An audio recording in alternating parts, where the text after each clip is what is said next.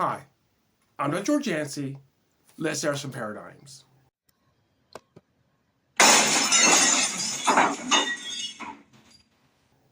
Paradigm I want to share today is the state of political violence.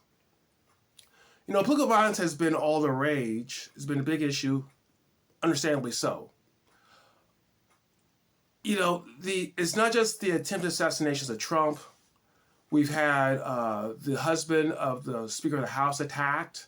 We've had people killed, political figures killed up in Minnesota. We've had the death of Charlie Kirk.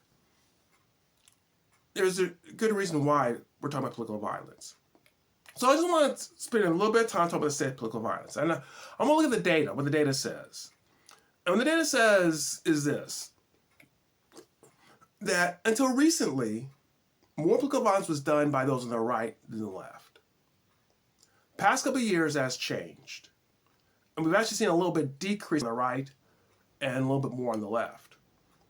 And what's really disheartening is some polls indicate an openness, a willingness to political violence on the left that's been increased, especially among those who are the youngers in the left, the younger folks in the left.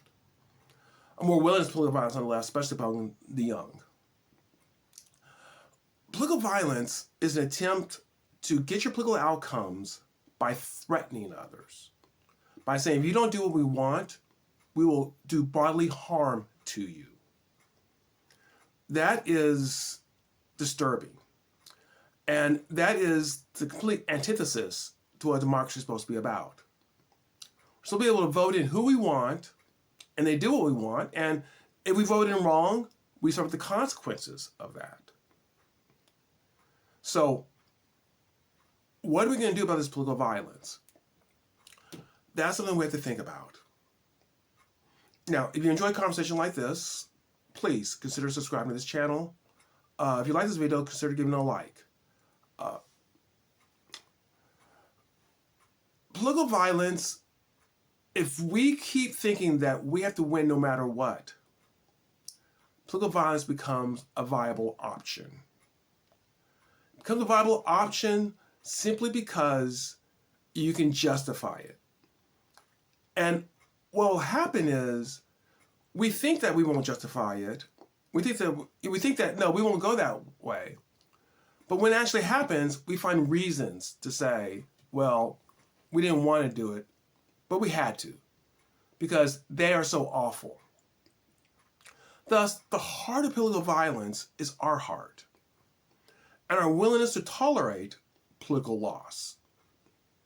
If political loss is not acceptable, if we must win at every cost, then why not political violence? Why not engage in that sort of attack? Unfortunately, that comes on the left and the right. I've seen some people try to argue that it's only on the left or it's only on the right. And when you make that argument, what tends to happen is you tend to dismiss it when it comes from your side of the aisle. And you're not willing to deal with it when it comes from your side of the aisle. And that helps the spiral of political violence to go on and on.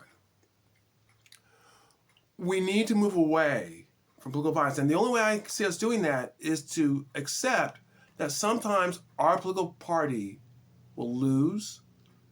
And the right action is to reorganize, to try to get better arguments, try to convince more people, convince them, not intimidate them, and then to try to win the next election. If we do this, if we head in that sort of direction, then we are prepared to confront political violence when it rears its head. Our reaction to political violence should instantly be no. No. And if it's against someone who's a political enemy, all the more reason, no.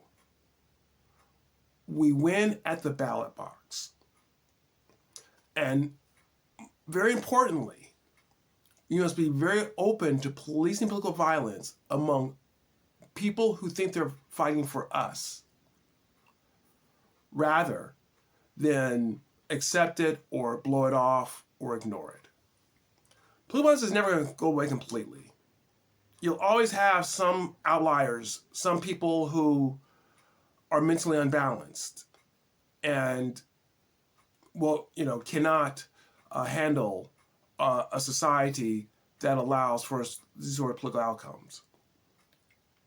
So it's not going to go away completely, but we can reduce it. We can reduce it by learning that we will sometimes lose the ballot box.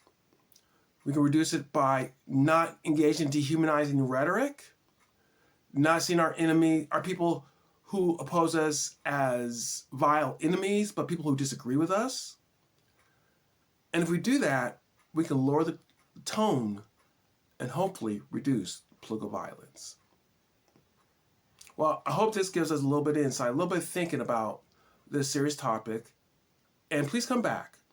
We can shatter some more paradigms.